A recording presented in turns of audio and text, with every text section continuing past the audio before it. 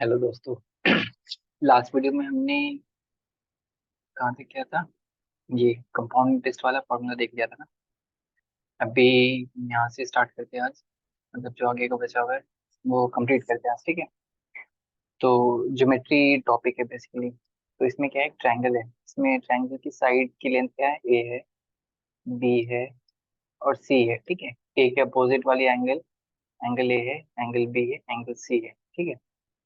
अगर तीनों angle equal है, ए ए बी और सी इक्वल है, तो आइसोसेलेस इक्विलेटरल ट्रायंगल बनेगी। अगर दो एंगल इक्वल है, ये और ये इक्वल है, या ये मतलब कोई दो एंगल इक्वल है, तो वो आइसोसेलेस ट्रायंगल बनेगी।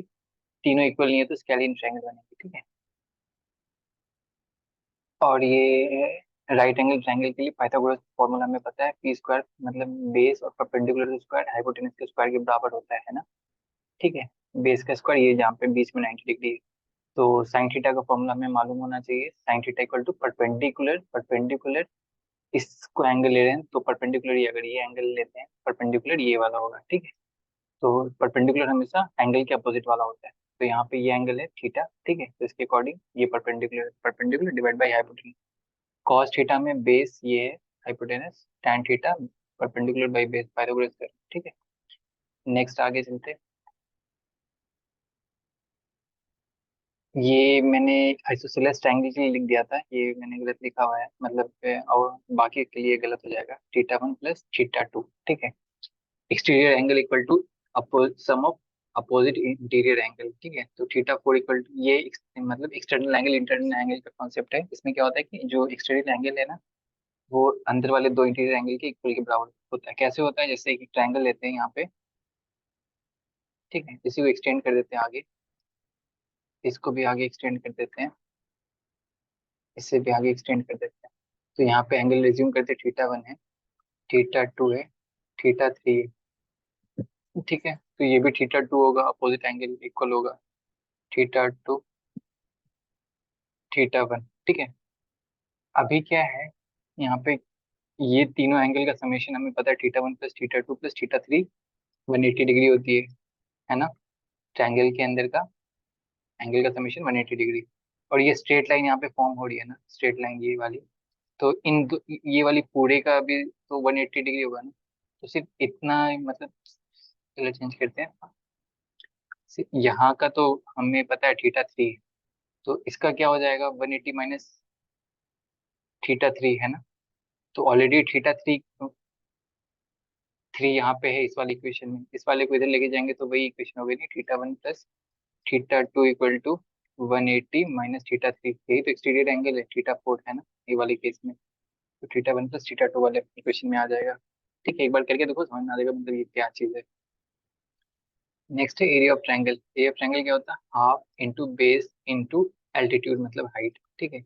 ये फॉर्मूला सिर्फ राइट एंगल ट्रायंगल के केस में लगेगा। अगर यहाँ पे राइट एंगल ट्रायंगल नहीं है तो उसको फॉर्म में चेंज करना पड़ेगा। जैसे यहाँ पे राइट एंगल ट्रायंगल नहीं था, तो बेस तो हमें ये मालूम है, तो हाइट हमें ये वाली ले नहीं सकते क्योंकि यहाँ पे 90 डिग्री हो नहीं रहा था ना, यहाँ पे 90 डिग्री नहीं हो रहा था। तो 90 डिग्री के लिए हमें एल्टीट्यूड चाहिए, एग्जैक्ट मतलब 90 डिग्री चाहिए। तो वहां से एक ड्रॉ मतलब एक लाइन ड्रॉ करेंगे जो परपेंडिकुलर होनी चाहिए। और ये पाइथागोरस थ्योरम से हाइट भी निकल जाएगी। अगर बाकी चीजें हमें पता है तो एंगल वगैरह पता है, तो वो साइन थीटा वाला फॉर्मूला अप्लाई करके ये सॉल्व किया जा सकता है, मतलब कैलकुलेट किया जा सकता है हाइट, ठीक है। अगर राइट एंगल ट्रायंगल तो वो simply half into base into height, ठीक है। सर्कल क्या है? सर्कल में रेडियस होती है, ठीक है। इसकी area pi r square, perimeter two pi r, square में रेडियस आर, ये बस टू डी की जगह पे थ्री डी में भी है। मतलब इसमें भी बाहर भी है अंदर भी है, इस तरह से है। मतलब एक बॉल देखते हैं ना भाई, sphere, volume four by three pi r cube, surface area pi r square, hemisphere r मतलब इसको हाफ काट दिया तो हेमिस्फेयर हो गया। तो इसकी वॉल्यूम भी हाफ हो गई, सरफेस एरिया भी हाफ हो गई, ठीक है। और इसमें ना ये एज्यूम करें कि ये बेस है ना, ये मतलब खाली है, मतलब सॉलिड नहीं। अगर ये सॉलिड होता तो इसका भी मुझे एरिया कैलकुलेट करना पड़ता, लेकिन हमने यहाँ पे इसको एज्यूम किया है कि ये मतलब हॉलो है। मतलब बॉल के अंदर हॉलो होता है ना, मतलब टेनिस बॉल के अंदर अगर ये लेदर बॉल होती तो उसके अंदर सॉलिड होता। तो ये वाली बाहर वाली तो एरिया हमने ली है टू पाई आर स्क्वायर, नीचे वाली भी एरिया लेनी पड़ती पाई आर स्क्वायर, ठीक है। तो फिर उस केस में थ्री पाई आर स्क्वायर हो जाता है। तो वही यहाँ पे लिया, अगर इंक्लूड बेस करते हैं तो पाई आर स्क्वायर ऐड करना पड़ेगा एक्स्ट्रा में, ठीक है। एक सर्किल के केस में क्या होता है कि थीटा मतलब एंगल रेडियस और आर्क लेंथ की रिलेशन क्या होती है, arc length equal to l equal to r theta. अगर हमें पूरा का लेना है, मतलब इस रेडियस को हमने पूरा रोटेट कर दिया, तो यही तो हमारा सरकमफ्रेंस होगा ना पूरा, तो क्या होगा एल इक्वल टू आर, और पूरा क्या होता है 2 पाई, है ना। मतलब ये 360 को 2 पाई में कन्वर्ट किया जा सकता है ना। मतलब 360 डिग्री ये डिग्री में है और यहाँ पे रेडियन में है, तो रेडियन और डिग्री का कन्वर्जन आना चाहिए, मतलब इन दोनों के बीच का रिलेशन ये होता है पाई इक्विवेलेंट टू 180 डिग्री, दोनों इंटरचेंज हो सकता है, तो यहाँ पे 2 से मल्टीप्लाई करेंगे तो 2 पाई 360, है ना। तो ये वाली यहाँ पे 2 पाई इंटू आर हो जाएगी आर्क लेंथ। लेंथ हमेशा यहाँ पे 360 नहीं रख सकते, क्योंकि लेंथ के लिए हमें हमेशा आर्क में लेना, रेडियन में लेना पड़ता है, ठीक है। आर इंटू रेडियन वाला एंगल से डिवाइड मल्टीप्लाई करना पड़ता है, ठीक है। और एक पॉइंट के अबाउट, मतलब एक पॉइंट के अबाउट एक प्लेन में उसके अराउंड एंगल होती है 360 डिग्री, ये याद रखना, कभी कभी क्वेश्चन यूज होता है। रेक्टेंगल में क्या होता है, length breadth, length breadth equal है तो स्क्वायर बन जाएगा, अगर लेंथ ब्रेथ इक्वल नहीं है तो सिंपली रेक्टेंगल कहते हैं, ठीक है। इसके लिए एरिया एल इंटू बी है, पेरीमीटर 2L+2B, मतलब ये वाली L प्लस ये वाली L, ये वाली B प्लस ये भी B, तो L+L 2L और 2B, ठीक है। तो 2L+B बेसिकली B है ना। स्क्वायर के लिए क्या है, एरिया इंटू एरिया, ए इंटू ए, एरिया स्क्वायर, पेरीमीटर 4A, ठीक है। मतलब चारों साइड की ए ऐड कर दी, 4A हो गया। यहाँ पे अगर कोई ट्रायंगल है जिसमें साइड इक्वल नहीं है, मतलब ये स्केलिन ट्रायंगल है, मतलब इसमें कुछ भी इक्वल नहीं है एक दूसरे का, तो उस वाले केस में एरिया ऑफ ट्रायंगल कैसे निकालते हैं, जितने भी साइड है ना सबको ऐड कर देते हैं एस, उसकी एवरेज ले लेते हैं A+B+C/3, उसके बाद ये वाली एस को S-A, S-B, S-3 से मल्टीप्लाई कर देते हैं, फिर उसका स्क्वायर रूट ले लेते हैं, ठीक है। तो इस जनरली एग्जाम इस टाइप के क्वेश्चन नहीं देंगे, क्योंकि ये टाइम कंज्यूमिंग वाला मेथड है, लेकिन मैंने मेथड था इसलिए मैंने लिख लिया था कि रिवाइज करने में कभी कभी काम कर सकता है, ठीक है। तो ये चीज ध्यान रखना है, इससे मतलब स्केलिंग ट्रायंगल वाले केस में ये वाला फॉर्मूला एरिया के लिए यूज होगा, बाकी आप इसको राइट एंगल ट्रायंगल में कन्वर्ट सकते हो तो बेस्ट, ठीक। एरिया ऑफ इक्विलेटरल ट्रायंगल, अगर तीनों साइड इक्वल है तो क्या होगा फिर, है ना। तीनों साइड इक्वल है तो एरिया ऑफ ट्रायंगल क्या होगा, 3/4 साइड स्क्वायर, ठीक है। कैसे हुआ ये वाला, ठीक है। तो एक ट्रायंगल है, तीनों साइड इक्वल है, तो मैंने ड्रॉ किया लाइन, तो ये वाली साइड और ये वाली साइड इक्वल हो गई, है ना। तो ये A/2 हो जाएगी, ये A हो जाएगी, ये 90 डिग्री है, ठीक है। तो ये 60 डिग्री हमें मालूम है ना।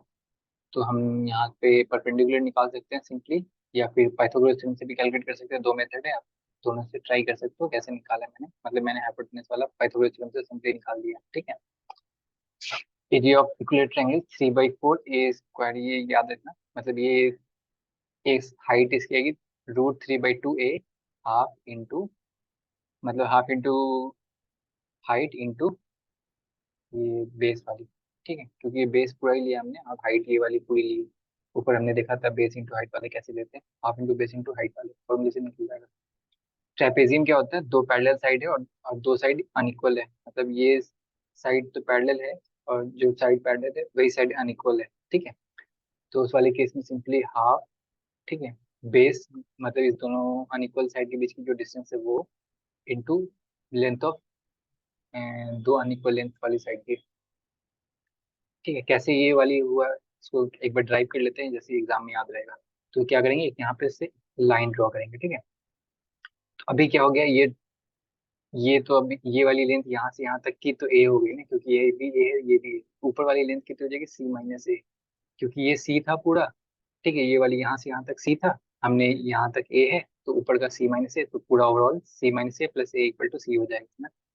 तो अभी हमें सिर्फ इसका एरिया चाहिए, तो इसके लिए क्या हो जाएगा, A/B, ठीक है, ये वाले ट्रायंगल का, सॉरी ये रेक्टेंगल का, और ऊपर वाले ट्रायंगल का क्या हो जाएगा, हाफ इंटू बेस, बेस क्या है बी इंटू हाइट कितनी C-A, इन दोनों को ऐड करेंगे plus half into base C-A, तो AB plus half BC minus half AB, तो AB माइनस हाफ AB करेंगे तो प्लस हाफ AB हो जाएगा, तो AB/हाफ प्लस BC बाई हाफ, तो यहाँ पे B कॉमन है, तो हाफ B A+C, है ना। तो ये फॉर्मूला सिंपली लिखा हुआ है यहाँ पे। ऐसे अगर एग्जाम में फॉर्मूला याद नहीं है तो ऐसे ट्राई कर सकते हो, या अलग अलग भी कैलकुलेट कर सकते हो, मतलब ट्रेपेजियम को बीच में यहाँ से डिवाइड कर दिया, जहाँ पे से एक ट्रायंगल और एक स्क्वायर, एक रेक्टेंगल और ट्रायंगल में कन्वर्ट कर दोगे तो यहाँ से भी एरिया कैलकुलेट कर सकते हो। क्यूबॉइड क्या होता है? क्यूबॉइड में मतलब ट्रायंगल है, उसको एक्सटेंड कर दिया है, मतलब एक ट्रायंगल हम क्या था उसको एक्सटेंड कर दिया, ठीक है, पीछे की साइड। तो volume simply l into b into l से सरफेस एरिया, हर एक एरिया को कैलकुलेट करना पड़ेगा, ये वाला एरिया, ऊपर वाला एरिया, नीचे वाला एरिया, साइड वाला एरिया, पीछे वाला एरिया, सब कैलकुलेट करेंगे तो 2L+2L 2BH+2LH आएगा, तो 2 कॉमन एरिया, ठीक है। डायगोनल मतलब एक पॉइंट से, ये वाले पॉइंट से ये वाले अपोजिट में, मतलब मैक्सिमम डायगोनल की लेंथ ये हो सकती है। अगर किसी ने बोला ये सामने वाले के से डायगोनल निकालो, तो सिंपल ये वाली की लेंथ और प्लस ये वाली की हाइट से हो जाएगी, है ना, पाइथागोरस थ्योरम से। लेकिन अगर बोला मैक्सिमम डायगोनल की लेंथ बतानी, तो चारों तीनों साइड की लेंथ की स्क्वायर का स्क्वायर रूट ले लेंगे तो डायगोनल आ जाएगी वो वाली, ठीक है। इसकी डेरिवेशन अभी नहीं करते, कैसे आएगा, सिंपली बस याद रखो अभी कैसे क्या है। क्यूब के केस में बस l equal to b equal to h हो जाएगा, फिर ए हो जाएगा सबकी जगह पे, मतलब यहाँ पे जो भी है ना, एल बी एच सबकी जगह पे ए रख दोगे तो सिंपली हो जाएगा यहाँ पे ए क्यूब, ए स्क्वायर हो जाएगा, ए स्क्वायर स्क्वायर 3A स्क्वायर, मतलब 3A square into 2 6A square, और यहाँ पे हो जाएगा √3A, है ना, वही है यहाँ पे। सिलेंडर के केस में क्या है, ये रेडियस है आर और ये एच है हाइट, वॉल्यूम है πr², कर्व सरफेस एरिया मतलब सिर्फ ये वाली साइड वाली ले रहे हैं तो 2πr h, ऊपर वाली भी एरिया कैलकुलेट कर रहे हैं तो 2πr² ऐड करना पड़ेगा, ठीक है, 2πr h और plus 2πr², total surface area. Cone के लिए क्या है, कोन के केस में है ये हाइट है h, ये रेडियस r है, ये स्लैंट लेंथ l है, तो वॉल्यूम क्या हो जाएगा 1/3 πr² h, कर्व सरफेस के लिए πrl, πrl, ये l स्लैंट लेंथ है, ठीक है, πrl। Total surface area πrl plus नीचे बेस का भी एरिया लेना पड़ेगा टोटल सरफेस एरिया के लिए, और ये एल एच और आर के बीच का रिलेशन पाइथागोरस थ्योरम से लिख सकते हैं ये वाला।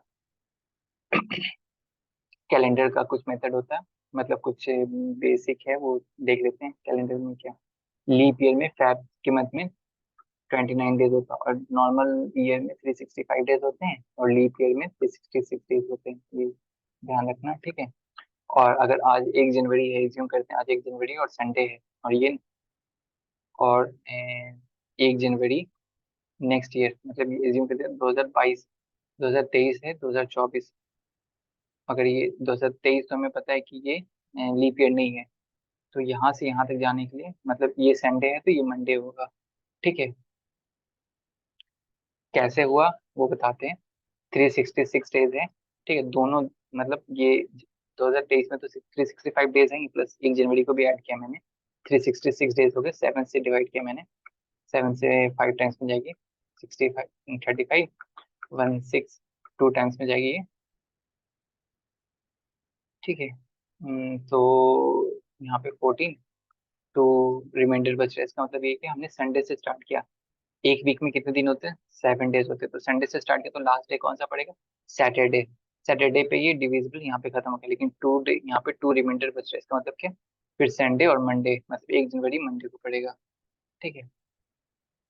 अभी ज्यादा एक्सप्लेन नहीं कर सकते क्योंकि टाइम कम है, और ये वाली कॉन्सेप्ट को कभी कैलेंडर वाला टॉपिक के क्वेश्चंस वगैरह लेके कभी एक्सप्लेन कर देंगे, अभी तो रिवाइज कर रहे हैं इस पे क्विक, मतलब रिज्यूम कर रहा हूँ कि आपको चीजें आती बस रिवाइज कर रहे हैं, ठीक है। एवरी ईयर, अभी लीप ईयर का और कॉन्सेप्ट देखते हैं। Every year divided by 4 is a leap year if it is not a century, मतलब अगर 0 0 लास्ट में नहीं है, तो अगर वो नंबर जैसे 1 2 9 6, तो ये 4 से डिविजिबल वाला नंबर है तो ये लीप ईयर है। अगर 2 1 0 0 है तो फिर वहाँ पे डाउट होता है कि वो लीप ईयर है या नहीं, तो वो लीप ईयर नहीं होता बेसिकली। लीप ईयर के लिए वो every 4th century is a leap year, मतलब जो लास्ट में 400 से डिविजिबल हो, जैसे ऐसे वाले टर्म होना, मतलब लास्ट में 2 0 होना, तो उसके केस में 400 से डिवाइड करके देखते हैं, अगर वो 400 से डिवाइडेबल है तो लीप ईयर है, 400 से डिविजिबल नहीं है तो नॉट ए लीप ईयर है, ठीक है।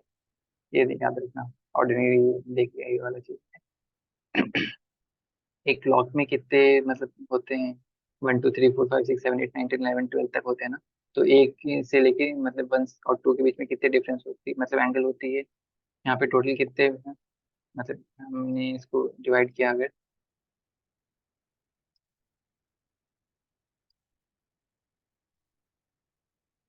ठीक है, तो यहाँ पे कितने 1 2 3 4,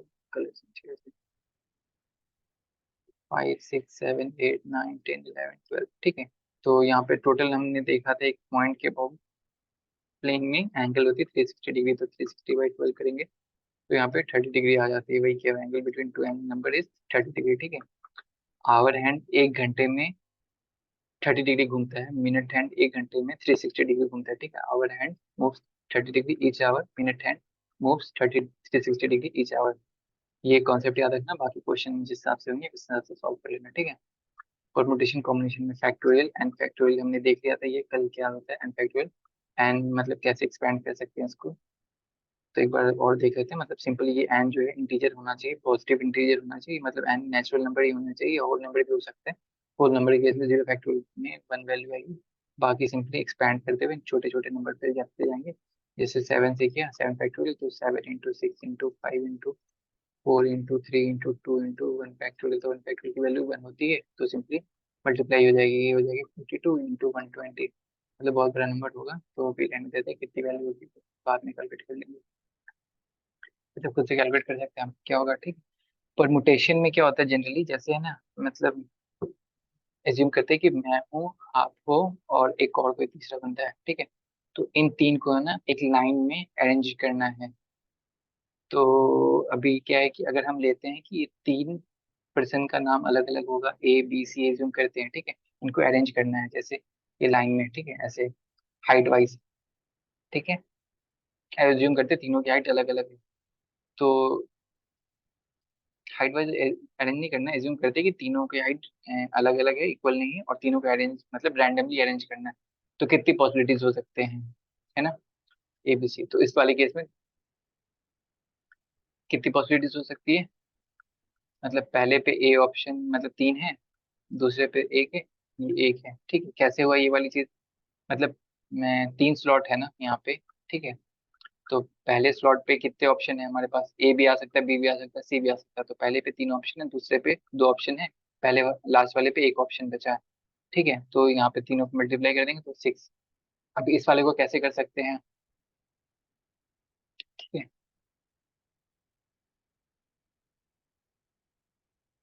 और यहाँ पे, हाँ, अगर ये चीज होती है कि तीन सबकी हाइट बराबर है, ठीक है। हाइट नहीं, पर्सन नहीं लेते, पेन लेते हैं, ठीक है।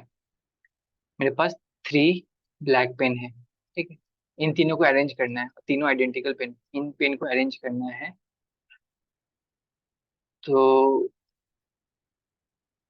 हम्म, ये वाला कॉन्सेप्ट समझाऊं कैसे मैं।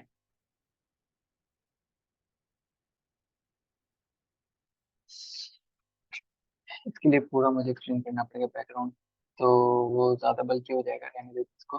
सिंपल सा है, अगर इजी वाले क्वेश्चन आएंगे तो करना है, इसमें ज्यादा टफ क्वेश्चन नहीं आते जनरली परमुटेशन कॉम्बिनेशन से, ठीक है। ये 11th 12th में ये टफ हो जाती है टॉपिक, तो 11th 12th तक का हमें पढ़ना नहीं है, 10th तक का ही पढ़ना है। 10th में सिंपली इस टाइप के फॉर्मूले दे देंगे, फॉर्मूला का वैल्यू याद रखना है ऐसे। एनपीआर अगर स्टेट पीसीएस में है तो इस टाइप के क्वेश्चन दे सकते हैं, यूपीएससी में तो ऐसे डायरेक्ट फॉर्मूला वाले क्वेश्चन नहीं देंगे, कॉन्सेप्ट वाइज पूछेंगे, जैसे लास्ट ईयर पूछा था, मुझे यहाँ तक याद है कि ए से ए से सी पे जाने का, ए से बी और सी, ए से बी तक जाने का 3 रास्ते हैं, और बी से सी तक जाने के 4 रास्ते हैं, ठीक है। और ए से सी तक जाने के 3 रास्ते हैं डायरेक्ट। तो ए से सी तक जाने के इफेक्टिव कितने रास्ते हैं, ठीक है। तो क्या है, यहाँ पे 3 है और 4 है ना। तो यहाँ पे परमुटेशन कॉम्बिनेशन बनेगा 3 × 4, यहाँ पे 12 हो जाएंगे, और 3 यहाँ पे ऑलरेडी है, तो 12 प्लस 3 15 रास्ते, मतलब पाथ हो जाती है, ठीक है।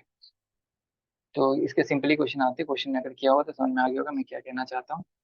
अगर एक टॉपिक नहीं आता तो कोई दिक्कत नहीं।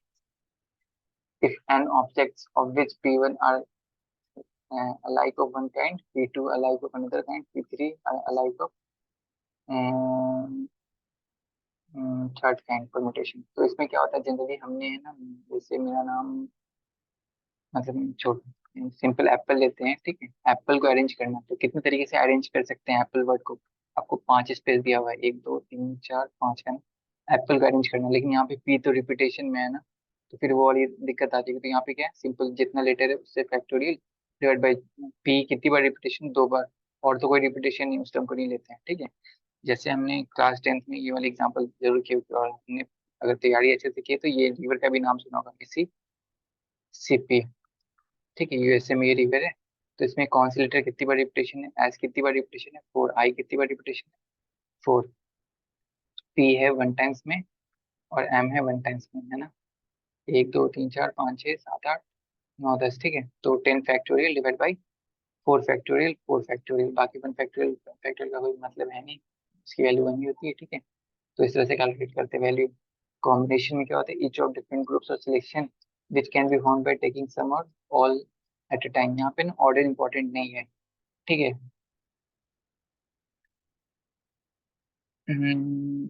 ऑर्डर इंपॉर्टेंट नहीं है यहाँ पे, मतलब है जैसे है ना, को कैसे समझाओ विदाउट एग्जाम्पल।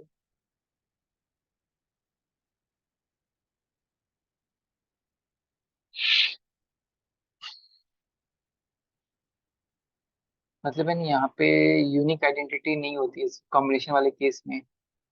एग्जाम्पल जैसे लेते हैं, ऑर्डर इंपॉर्टेंट नहीं है,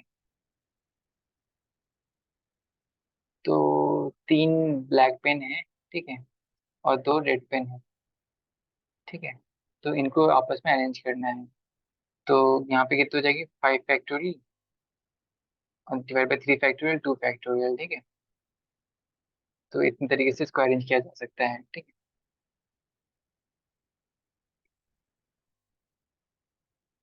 अभी इसको एक्सप्लेन करूंगा तो, क्योंकि इसको समझाने के लिए ना पूरा बैकग्राउंड तैयार करना पड़ता है। तो भी मतलब अगर चीजें आती है तो पता है, ये nCr equal to n minus r factorial, मतलब ये फॉर्मूला ये होता है, ये याद रखो बस, कभी काम आएगा मतलब एग्जाम में। बाकी कॉन्सेप्ट समझाना तो अभी बहुत मुश्किल है टाइम कंस्ट्रेंट की वजह से। सैंपल स्पेस ऑल पॉसिबल, मतलब पॉसिबल प्रोबेबिलिटी में क्या होता है कि मतलब हमने मतलब मैंने एक कॉइन फ्लिप की, तो एक तरफ हेड होती है एक तरफ टेल होती है, तो एक कॉइन फ्लिप किया तो एक ही साइड ऊपर आएगी ना। तो एक साइड जो ऊपर आएगी उसके लिए मतलब, अभी दो साइड है ना इसके, तो मतलब दोनों साइड में से कोई एक साइड आएगी, वो टोटल साइड कितनी है, दो, तो दो मतलब एक डाइस है, 1 2 3 4 ऐसे करके 5 6 है, ठीक है। तो मैंने इसको रोल किया तो जो सबसे ऊपर आएगी वो एक ही आ सकती है ना, मतलब कोई सा भी नंबर है लेकिन एक ही। कितने टोटल साइड होती है 6, तो उनकी प्रोबेबिलिटी 1/6 हो जाती है किसी के नंबर के आने की, ठीक है। और ये दो इवेंट, ये वाली ज्यादा डेप्थ में है, तो इसको रहने देते हैं, ये वाली चीज को एक्सप्लेन करना अभी मुश्किल है। फॉर्मूला देख लो कि ये वाली है ना, मतलब ये बस ये वाले फॉर्मूले से ना, आप वेन डायग्राम वाला फॉर्मूला एक बार याद कर लो, बस रिवाइज कर लो।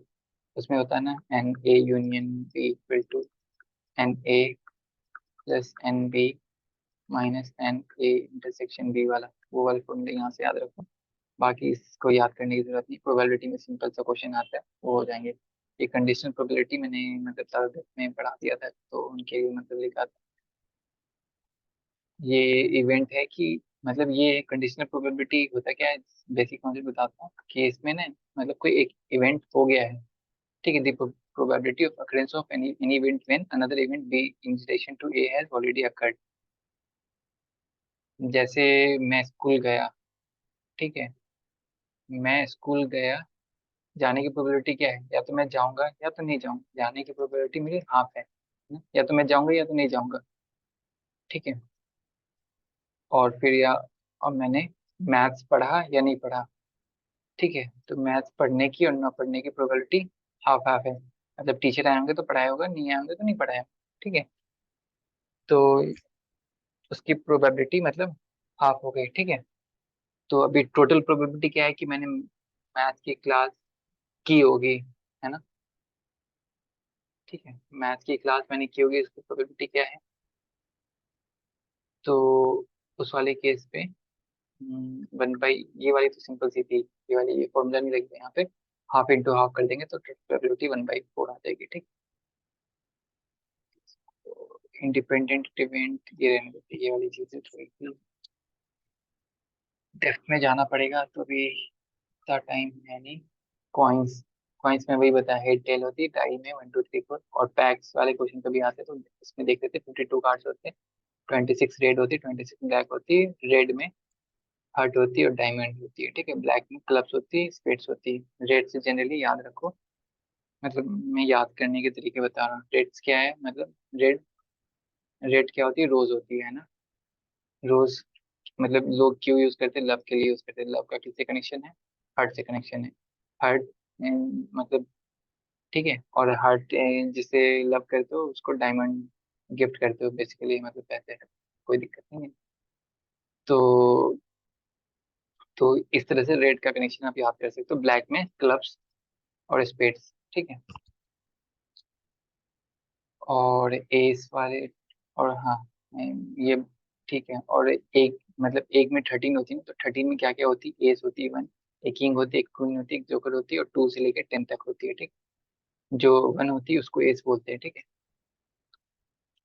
हाइट एंड डिस्टेंस के देख लेते हैं यहाँ पे हमने पाइथागोरस थ्योरम देखा था, परपेंडिकुलर बेस हाइट और साइन थीटा की value perpendicular by height, cos theta base by height, tan theta sine theta by cos theta equal to perpendicular by base, ठीक है। तो इसकी वैल्यू देख लेते हैं, कैसे याद कर सकते हैं। इजी तरीका ये है, theta 0 degree, 30 degree, 45 degree, 60 degree, 90 degree, ठीक है। साइन थीटा की वैल्यू को याद करते हैं, 0, हाफ, 1/√2, √3/2, 1। अब cos थीटा के लिए ना अपोजिट कर देंगे, ये यहाँ से 1, इसको यहाँ पे 1 लिखेंगे, इसका √3/2, इसको सेम ये एक्सचेंज कर देंगे मतलब, ठीक है। बस ये एंगल याद रखना, 0, 30, 45, 60, 90, इनको अपोजिट कर देंगे। और tan theta this divide by this, इन दोनों को डिवाइड करते चलो, जो वैल्यू आएगी वो tan थीटा हो जाएगी, ठीक है। याद करने का बेस्ट तरीका है। एंगल ऑफ साइड क्या होती है, सॉरी, लाइन ऑफ साइड क्या होती है। अगर हम नीचे खड़े हैं कहीं पे, मतलब और कोई बिल्डिंग पे मुझे देखना है, तो कोई बिल्डिंग है, बिल्डिंग टेढ़ी बन गई, कोई बिल्डिंग है ऐसे, ठीक है। मैं नीचे खड़ा हूँ, मैं ऊपर देख रहा हूँ, तो ये लाइन ऑफ साइट जो है, ठीक। और जो एंगल पे देख रहा हूँ उसको एंगल ऑफ एलिवेशन बोलते हैं, ठीक है। और ये जिस एंगल पे देख रहा हूँ, मतलब और मतलब जिस लाइन को कनेक्ट करते हुए देख रहा हूँ वो लाइन ऑफ साइट है, ठीक है। लाइन ऑफ साइट हमेशा स्ट्रेट लाइन ही होती है। और अगर मैं बिल्डिंग में खड़ा हूँ और मैं नीचे किसी को देख रहा हूँ, तो ये और ये जो एंगल बन रही है मेरी, ठीक है, इस वाले एंगल से, हॉरिजॉन्टल एंगल से जो एंगल बन रही है, मैं तो देख रहा हूँ इधर से ना। हम्म, हम्म, इधर से देख, तो अपोजिट वाले एंगल, हाँ ठीक है। तो ये वाली एंगल है एंगल ऑफ डिप्रेशन, ठीक है। कोऑर्डिनेट्स वाले क्वेश्चन कभी कभी, ये वाले है ना, डायरेक्शन वाले क्वेश्चन करने में, सॉल्व करने में इजी होती है ये। जैसे ना इनिशियल, ये एक्स कोऑर्डिनेट है, ये एक्स एक्सिस है, ठीक। ये वाई एक्सिस है, ठीक है। तो यहाँ पे इस तरफ वाई बढ़ेगी, इस तरफ एक्स बढ़ेगी, ठीक है। तो यहाँ पे जो ओरिजिन है वहाँ पे 0, 0, यहाँ पे 10, 2, 1, 3, 4, 3, 0, 4, 0, 5, 0, 6, 0 ऐसे, 0, 1, 0, 2, 0, 3, 0, 4, 0, 5, 1, 1, 1, मतलब 1, 1, 1, 2, इस तरह से यहाँ पे आएंगे। तो यहाँ पे क्या आएगी, यहाँ पे 1 है और यहाँ पे 3 है, तो एक्स के लिए 1 और ये 3, मतलब पहले वाले में एक्स होता है, दूसरे वाले में वाई होता है, ये चीज ध्यान रखना। बाकी क्वेश्चन जैसे बोलेगा उस हिसाब से करके सॉल्व करके चलना, ठीक है। और ये ट्रेपेजियम वाली देखे थे ना, ट्रेपेजियम में क्या होता है, सिंपल सा ऐसा शेप होता है, दो साइड इक्वल होती, मतलब दो साइड अनइक्वल होती और एक साइड, तो मतलब उनका कोई कनेक्शन नहीं होता। मतलब कनेक्शन होता है इन द सेंस कि मतलब रिलेशन नहीं होता उन दोनों के बीच में। तो इसको रिप्रेजेंट करना है ट्रेपेजियम को, अगर 90 डिग्री, 90 डिग्री सब तो है ही, अगर प्रॉपर शेप में है, कोऑर्डिनेट अगर मैच करे ऐसे, तो उस हिसाब से रिप्रेजेंट किया जा सकता है। ये तो एक स्पेसिफिक केस है, लेकिन हर एक केस में ये फिट नहीं बैठेगा ना, तो इसलिए ये तो मतलब ठीक है। ये वाले देख लेना एक बार कैसे है चीज। Distance between x1 y1 x2 y2, मतलब किसी दो पॉइंट के बीच में डिस्टेंस निकालनी है, तो इसकी कोऑर्डिनेट xy है, इसकी वैल्यू x1 y1 है। तो इन दोनों की डिस्टेंस क्या हो जाएगी, x1 माइनस एक्स का square plus y1 minus y का स्क्वायर का स्क्वायर रूट ले लेते हैं, ठीक है। तो इसके बीच की डिस्टेंस की जाती है, दो पॉइंट के बीच की डिस्टेंस, ठीक है। एरिया ऑफ ए, अच्छा इसके लिए निकाला हुआ है मैंने, इसके लिए एरिया, इसके लिए ये। तो ये वाली लेंथ कैलकुलेट की है मैंने ऐसे, मतलब दोनों के पॉइंट के बीच की डिस्टेंस निकाल दी, फिर इन दोनों पॉइंट के बीच की डिस्टेंस निकाल दी, तो इससे में लेंथ ऑफ ब्रेथ मिल गया। फिर इससे इस पॉइंट की दोनों के बीच की डिस्टेंस निकाल दी, तो मुझे इसकी हाइट मिल गई। बेस के लिए हमने निकाल ही लिया है, ठीक है। इस हिसाब से एरिया ऑफ ट्रायंगल निकल जाएगी, इसके लिए एरिया ऑफ रेक्टेंगल निकाल के तुमको ऐड कर देंगे, टोटल एरिया निकल जाएगी इसकी। तो एरिया ऑफ ट्रेपेजियम ये वाली, ठीक है। अब है ये वाली क्वेश्चन हर एक साल कोई भी एग्जाम दे रहे हो, ये वाली अगर मैथ्स है तो ये वाली क्वेश्चन आते ही अरिथमेटिक प्रोग्रेशन। अरिथमेटिक प्रोग्रेशन क्या होता है, 2 3 4 5 इन सबके बीच के डिफरेंस है ना, मतलब सेम होती है कुछ भी हो, मतलब 2 5 8 11 यहाँ पे डिफरेंस 3 है, तो यहाँ पे अरिथमेटिक प्रोग्रेशन मतलब सबकी डिफरेंस सेम होनी चाहिए, ठीक है। तो डिफरेंस सेम होनी चाहिए, अरिथमेटिक प्रोग्रेशन का सबसे पहला कॉन्सेप्ट यही है और यही कॉन्सेप्ट है। डिफरेंस सेम है तो अरिथमेटिक प्रोग्रेशन बोलते हैं। और किसी नंबर को रिप्रेजेंट करने के लिए फॉर्मूला यूज करते हैं, n equal to a one plus N minus one d. और एस एन इक्वल टू, ये एन है number of term divide by two, two a one plus N minus one d. इसको ऐसे लिख सकते हैं n by two plus first term plus last term. इसको यहाँ पे ए वन को a one plus A one लिख सकते हैं, ए वन तो ए वन है प्लस ए one plus N minus one D को ए एन लिख सकते हैं, तो वही फॉर्मूला बस यहाँ पे लिख दिया, तो इस तरह से भी लिख सकते हैं। जैसे एक क्वेश्चन सॉल्व करके दिखाता हूँ, जैसे मैंने यहाँ पे लिखे ना 2 3 4 5, ठीक है। तो यहाँ पे फर्स्ट टर्म क्या है, कितने, 2।